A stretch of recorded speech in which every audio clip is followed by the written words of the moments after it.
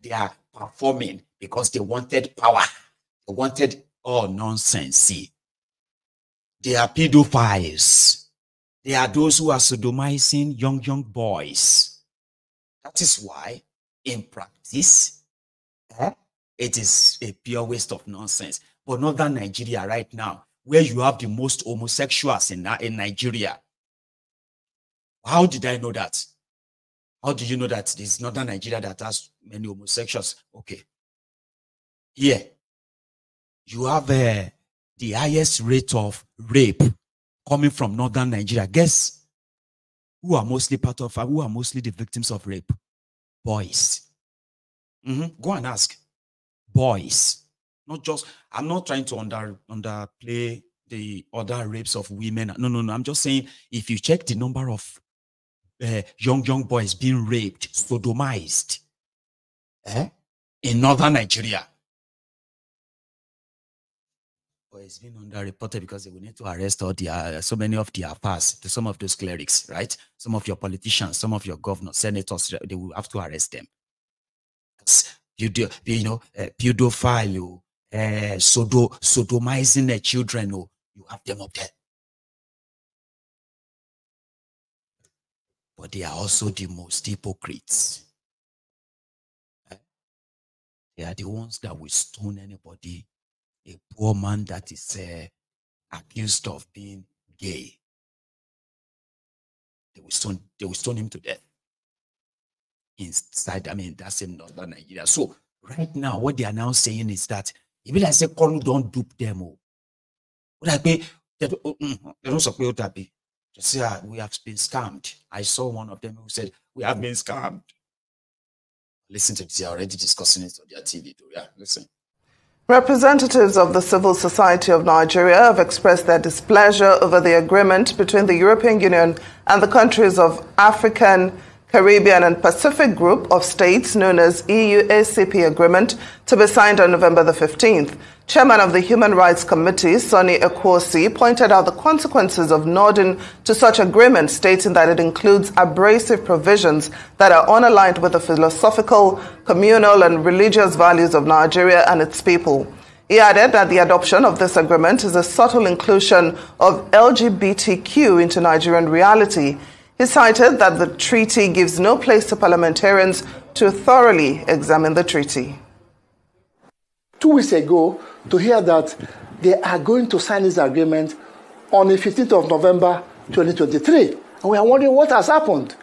People who agreed, including Nigerian ministers and Nigerian parliamentarians who were there, they said they were not going to sign. Now they have agreed to sign on the 15th of November, which is a few days from now. And we are saying, look, this cannot go because LGBT is illegal in Nigeria. There is what is called Sex Prohibition Act 2014, which was enacted during the government of administration of Jonathan. And that law is still there. Why should we not go ahead and sign a document that has to do with promotion of LGBT? It's completely unacceptable. And we should not sign. Nigeria should say no. Namibia has.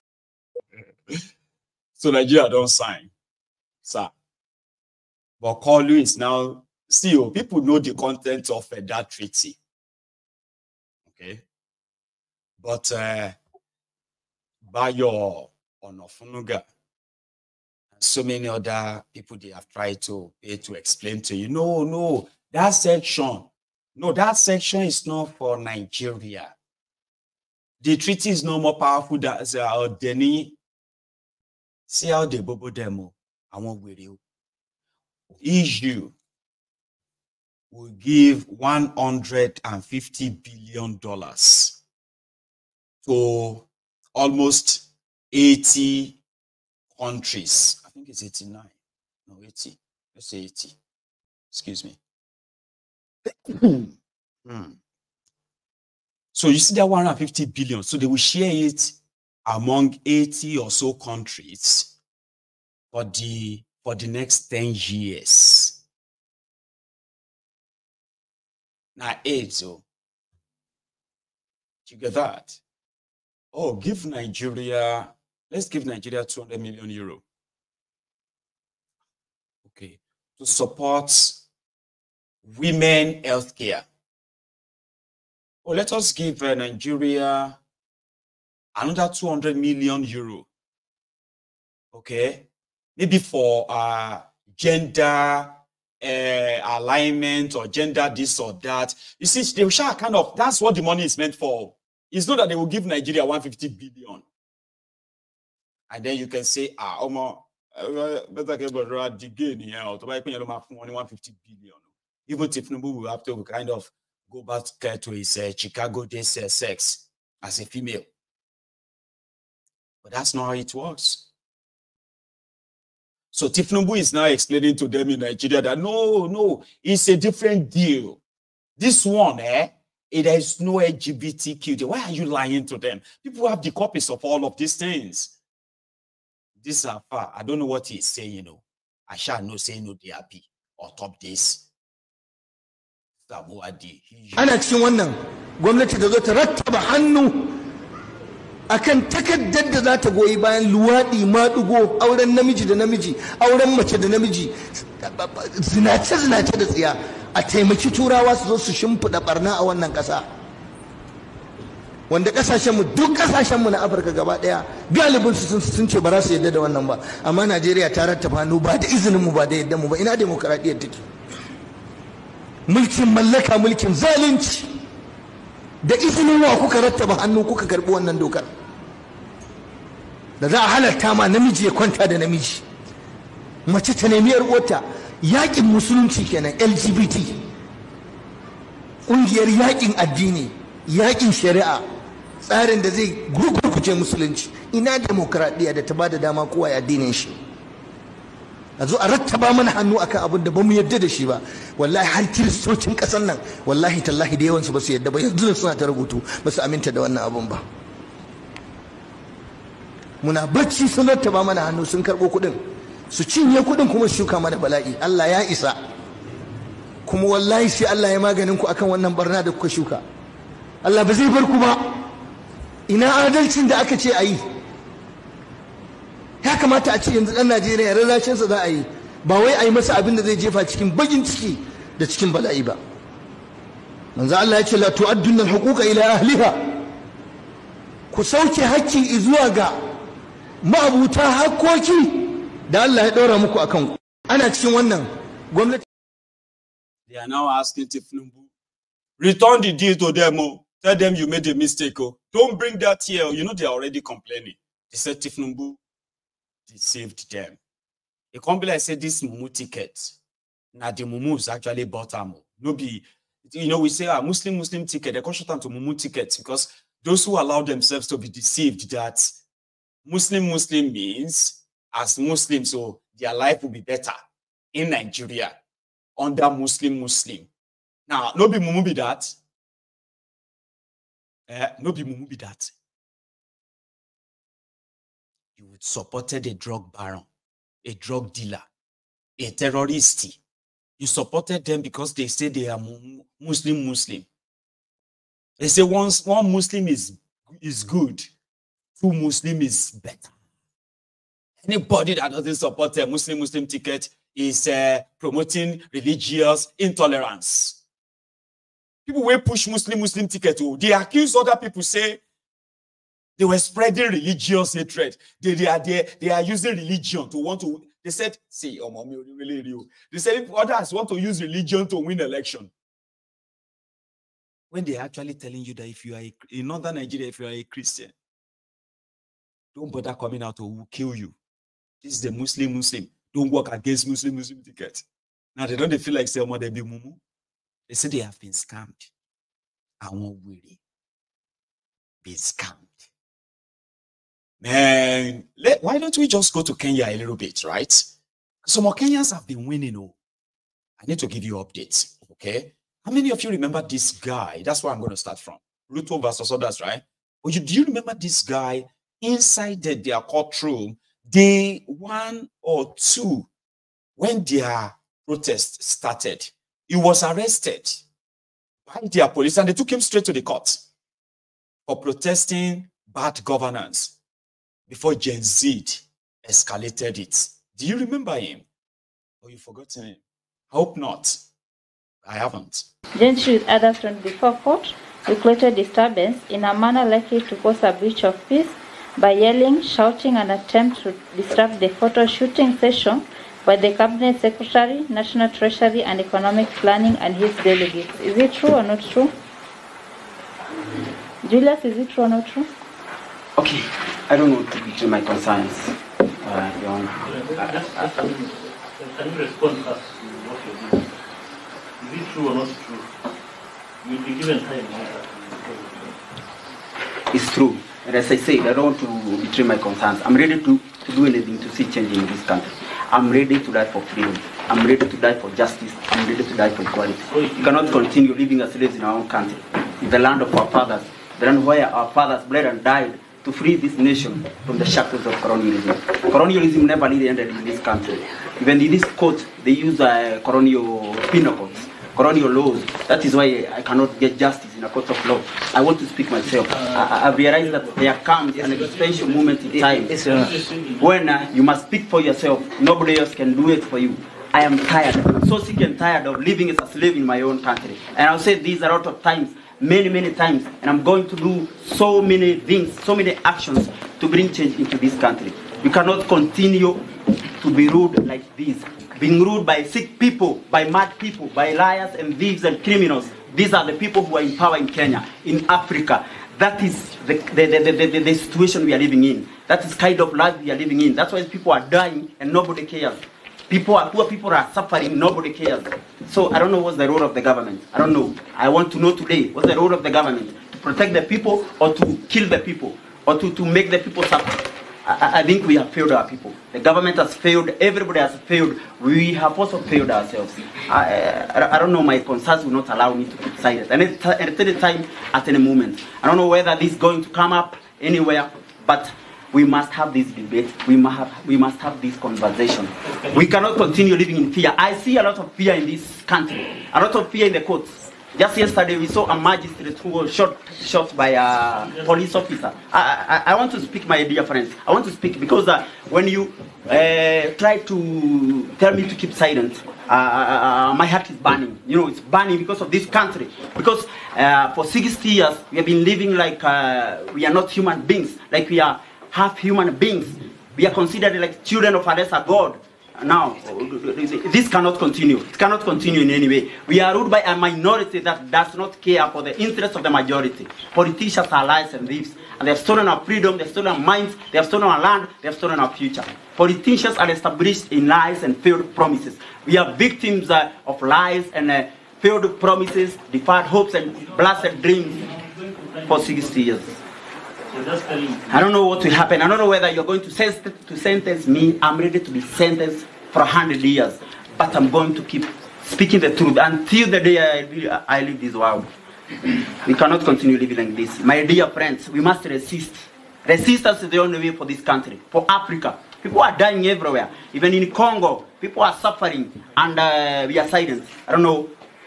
We have failed as human beings. We have completely failed as human beings. We are on a test as human beings. I don't know why we call ourselves Christians. I don't know why we call ourselves educated people, civilized people. We are not. We are not civilized at all. We are stupid. And this stupidity is taking a toll on this country.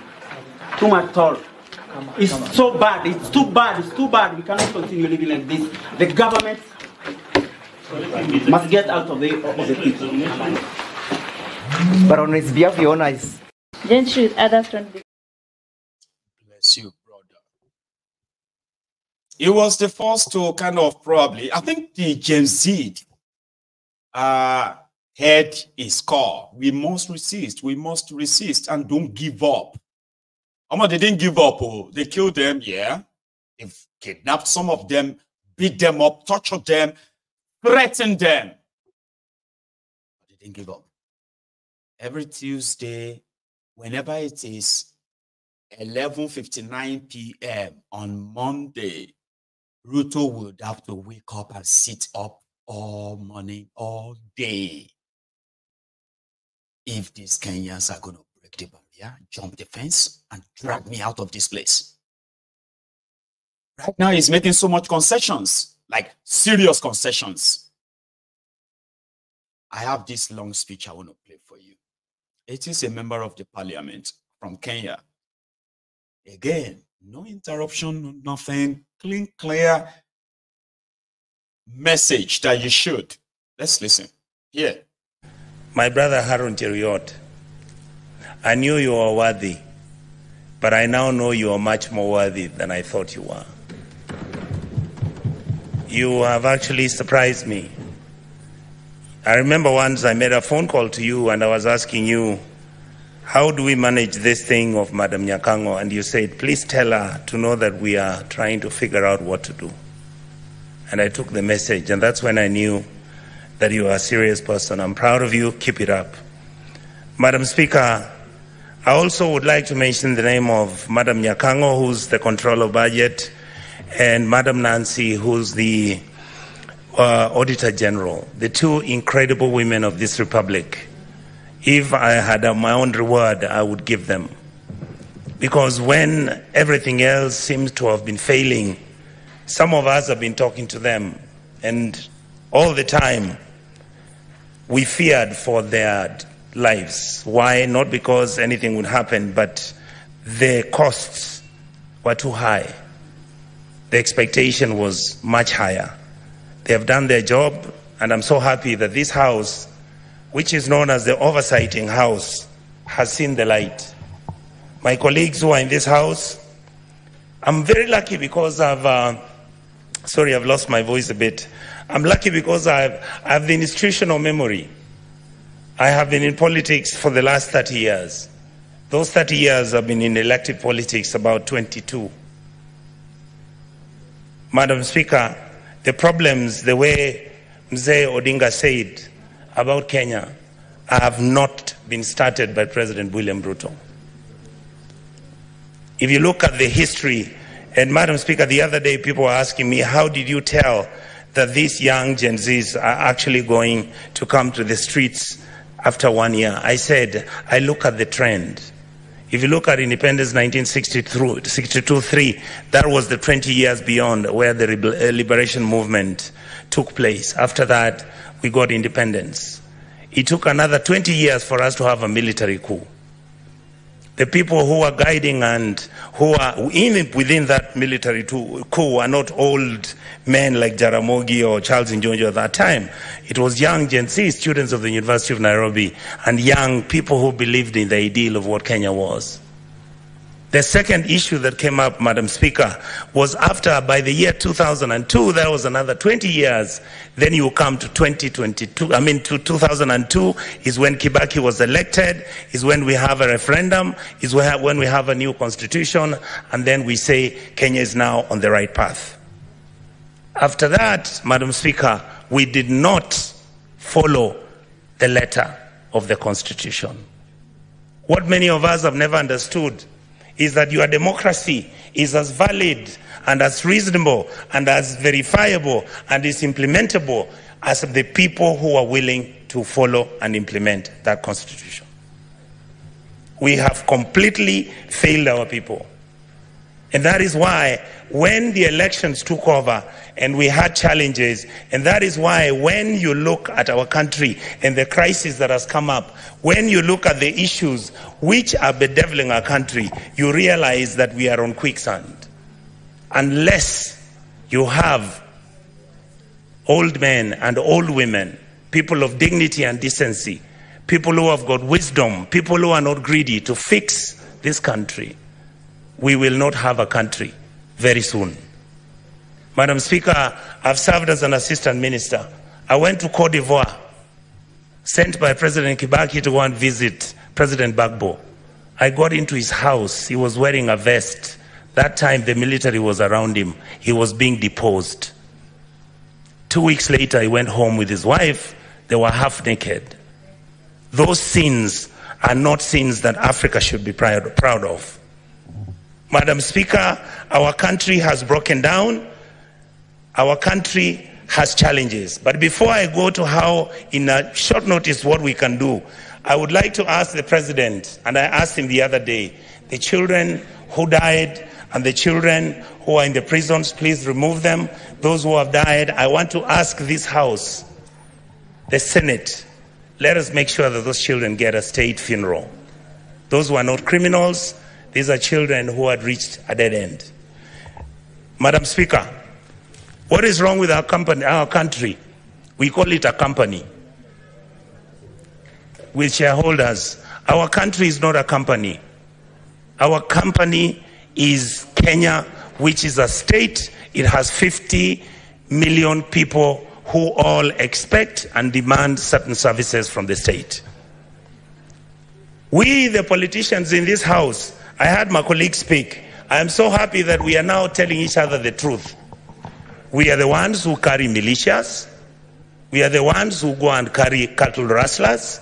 We are the ones who have got companies that are doing business in government departments. We are the ones who are stealing the money. Look at the national government, call it down, bring it down to the National Assembly.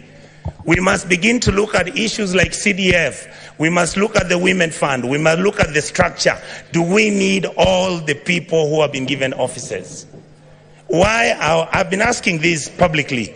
Why are governors running county governments as if they are private companies where they are stealing money, buying properties abroad, driving such big vehicles, including ourselves? When did we decide that I must drive a car which is 4.8 cc? That at 3,000 cc is not good enough. When our children don't have medicines, when our women are not giving birth, when we can't feed our children, when we buy fertilizer, we deal on it, we sell some of it, we sell mchanga. We are bringing in maize when we are supposed to be planting maize and giving farmers fertilizers and giving them funds so that we can get production and increase that, so that we create jobs for our people. It is we politicians who go and buy 2 million metric tons of maize. We come and sell. We bring 3 million metric tons of sugarcane. Mumias is dying. Chemelil is dying. Sony Sugar is dying. Those are factories that used to employ people. Who are the biggest dealers of investment companies in Kenya? We, the political class. What happened to Kenya Airways? Look at it now. It's smelly, filthy. It was the pride of Africa.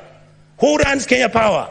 Why are we not told who are the owners of the independent power suppliers of this country?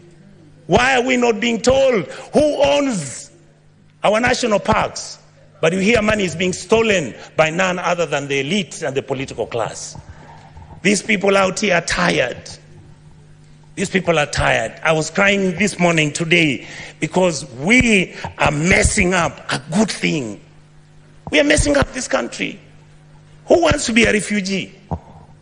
And there is enough for you people to eat, so long as you eat with manners. The revenue we collect is enough to run 8 African countries: Kenya, Rwanda, Burundi, Tanzania. You go to Congo, you go to South Sudan, you go to Somalia, and you go to Ethiopia. That's what our goal. Are you still following? That is where it begins to get sweeter. That's the man. Listen, there may be a theatric about it. He's a politician, okay? Or if you have been to Kenya, or you don't have to be. If you have been following the development in Kenya, even the president is shaking. So don't think all he is saying is just drama. Papa, I'm still coming to that of Ruto. You go hear Ruto yourself soon. Ruto will speak now. You'll be like, now Ruto be this. I'll show you. Things don't they move too fast. And this guy is pretty much trying to save his head. Ready to let go anything, any extra they are giving him, he doesn't want anymore. In Kenya right now, politicians are saying, okay, you know what? I don't want that anymore then. Take it. Just take this then. This is what they are paying me. This is my card as a lawmaker. This is how much is on the card. I give it back. Don't give me card anymore. Just pay me my salary. In Kenya right now, listen to this other part.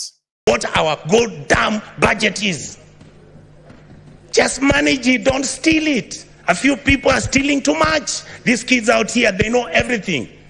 They know your houses. They know where your kids go to school. They know which properties of land you have. Why must somebody have 4 million acres of land to his name? What happened to our mentality? Then we pretend and run to churches talking about Christianity, how Jesus...